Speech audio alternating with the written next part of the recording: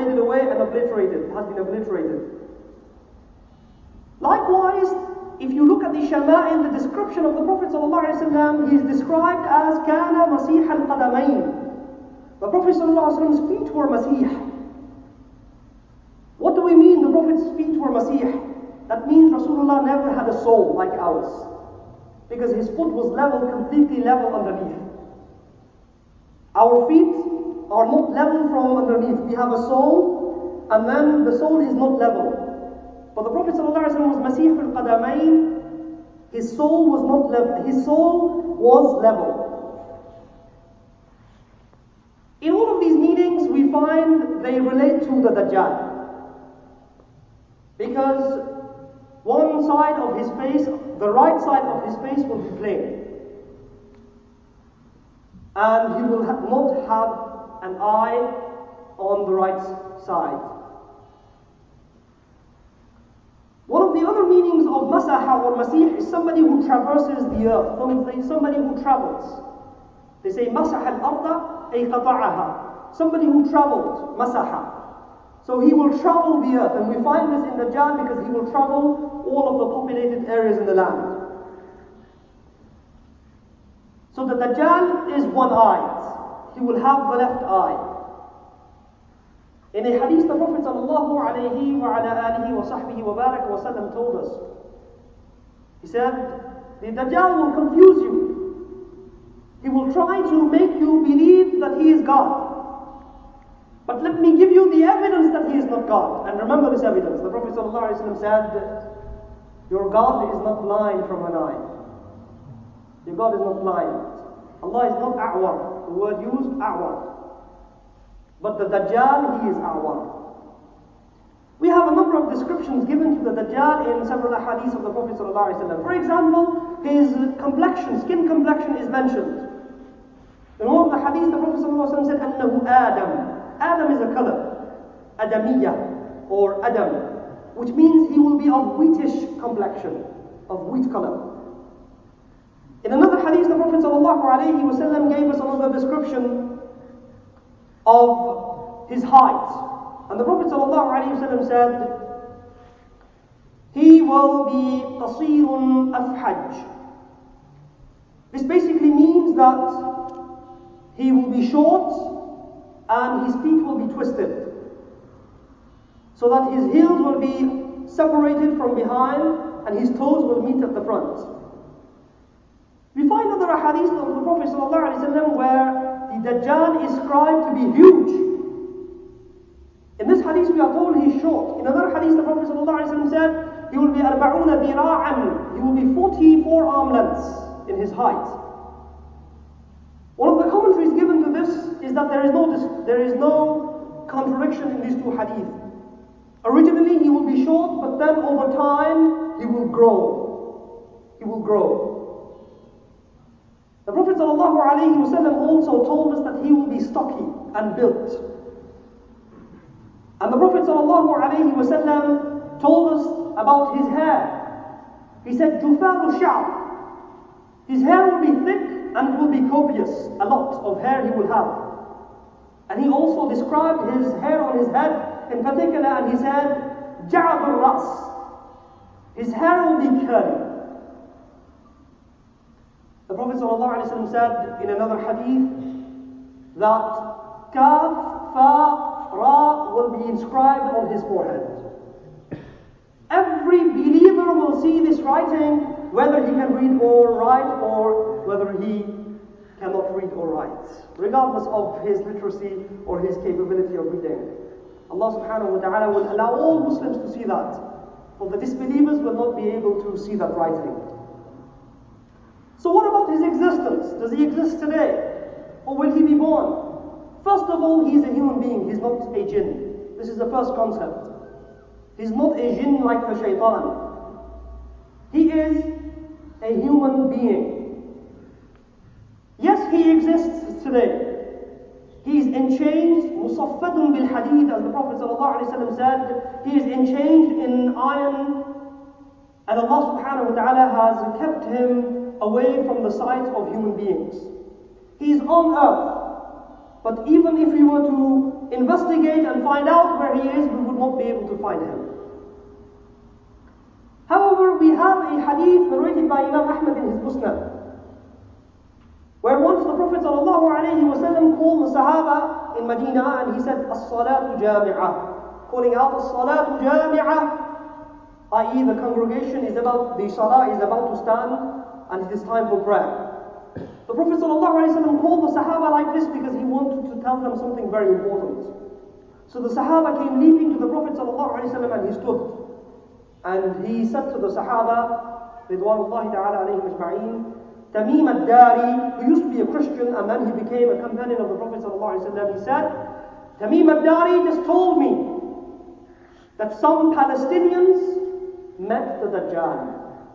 Some Palestinians met the Dajjal. The Prophet ﷺ said, he told me that some Palestinians were traveling in the ocean and there was a storm. They were lost for 1 month, misplaced. They ended up on an island where they met somebody that they didn't know whether it is a human being or an animal. They didn't know if it's a male or a female. So they asked, because it was so hairy, that's why they didn't know. They asked, what's your name? And it was a female. She said, my name is Jassasa. This hadith is known as the hadith of Jassasa. MashaAllah, you're very interested. Alhamdulillah. They asked Jassasa, or Jassasa asked them, or told them, I don't want to tell you anything. I have nothing to ask you. This was what Jassasa said. But there is a poor man that wants to ask you something. A poor man, rajulun faqirun. So Jassasa led them, few Palestinians, into a place, and she said that he is inside the temple, in a Deir. They went in, and the Dajjal they met. They saw him enchained. He was very ugly, very ugly. And the Dajjal asked a number of questions. The Dajjal said, who are you? They said, we are Arabs. He said, has the Prophet emerged among you? They said, yes, he has emerged. Have the Arabs followed him? Yes, the Arabs have followed him. Has he conquered Persia? No, he hasn't conquered Persia. Then the Dajjal said, soon he shall conquer Persia. Then he asked a number of other questions, 2 or 3 more questions. Then they asked him, who are you? He said, I am Dajjal. I shall appear and emerge, and I shall travel the entire earth, except Mecca and Medina. I will not have permission to enter. The Prophet ﷺ, after telling them, the Sahaba, this, he said, Istabshiru, good news. Glad tidings, O people of Medina. This is Taibah, and Dajjal will not enter it. The Prophet ﷺ told us a number of signs before his appearance. The signs of Qiyamah of the hour are 2. Al-alamat al-sughra and al-alamat al-kubra. The minor and major signs. The way we understand the minor signs, all the signs from the death or demise of the Prophet ﷺ till the appearance, up until the appearance of Imam Mahdi, all of these signs are the minor signs of Qiyamah. The first major sign, al-alamat al-kubra of Qiyamah, is the zuhur, is the appearance of Mahdi. From the appearance of Mahdi, all of the signs, till the nafkh as-sur, the blowing of the trumpet, all of these signs are the major signs. This is how you understand the minor and major signs. So the minor signs begin with the wafat, the demise of the Prophet ﷺ. That was the first sign of Qiyamah. If anybody asks you, what is the first sign of Qiyamah? The death of the Prophet ﷺ. And the signs of Qiyamah, the small signs of Qiyamah, the minor signs, end up until the appearance of Mahdi, and from the appearance of Mahdi, that is the first sign of the major sign, till the blowing of the trumpet. These are all major signs. The Prophet ﷺ told us about the minor signs just before Mahdi. Just before Dajjal. The Prophet ﷺ said, he shall appear in a time في خفة من الدين وإدبار من العلم. People will have no importance for deen anymore. People people will leave and avert the deen of the Prophet ﷺ and will not practice it.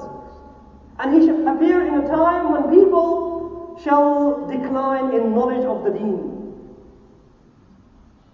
Then the Prophet ﷺ gave another two signs which are major, inshallah, on the appearance of Dajjal, and they are the major signs for the appearance of Dajjal. Before I mention them though, one of the companions of the Prophet ﷺ, Hudayfa, radiyallahu ta'ala anhu, he said, if the Dajjal was to appear in the time of the Sahaba, if the Dajjal would appear in the time of the Sahaba, the children of Medina would have pelted him. This is how strong their iman would have been. This is how strong their iman was. This is how strong their knowledge was. This is how strong their yaqeen was. The children of Medina would have pelted him. But the Dajjal will appear in a time when people will lose their connections with the deen. Well, people will decline and perish in the knowledge of Islam. If he were to appear in the time of the Sahaba, the children among the Sahaba would have pelted him.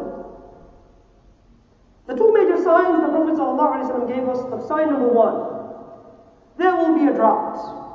This sign is mentioned in a famous hadith narrated by Ibn Majah in his Sunan, one of the 6 books of hadith.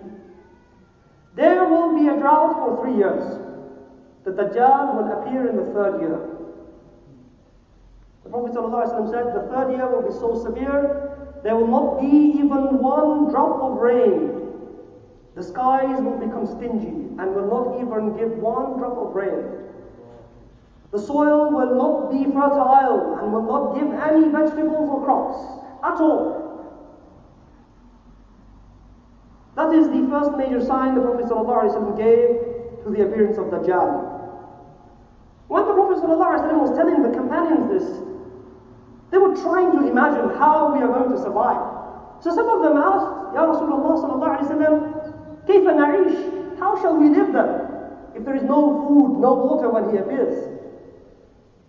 Then the Prophet ﷺ said, the food of the people of Islam in the drought and the famine will be Allahu Akbar, Allahu Akbar, Allahu Akbar, Allahu Akbar, Subhanallah, Subhanallah, Subhanallah, Subhanallah. The food of the Ummah, when the Dajjal appears, when there is no food, no water, the food will be making dhikr of Allah subhanahu wa ta'ala. Imam Sha'rani, I checked his Al-Yawaqit wal-Jawahir fi Bayani Aqidat al-Akabir, beautiful book on Tasawwuf and Aqidah. He mentions in there that some of the awliya have reached that rank. They do not need food, they do not need water, because their food and water is the tasbih and dhikr of Allah subhanahu wa ta'ala. He mentions that one of the awliya, a young man, he was surviving on dhikr for 23 years. And he never ate anything. This is mentioned in his Al-Yawaqit. That's the first major sign, there will be famine and drought.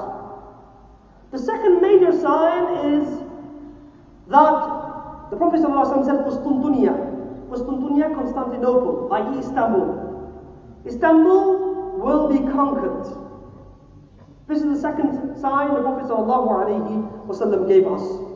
We need to understand the conquering of Istanbul. Before the Dajjal appears, Imam Mahdi shall appear.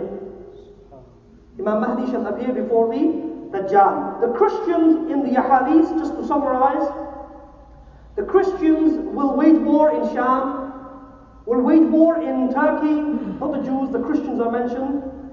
They will wage war in the Middle East, till they conquer Istanbul and Christians shall begin to rule Istanbul.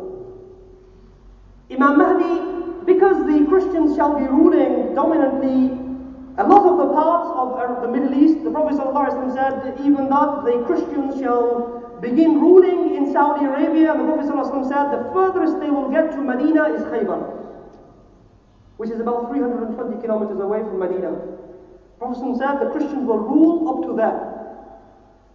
Imam Mahdi shall appear in the Kaaba when all of the major abdal, the greatest awliya, shall have migrated from Damascus because of the Christian occupation. They will migrate to Mecca and they will all try to find Al-Mahdi. Al-Mahdi will appear. Today people may claim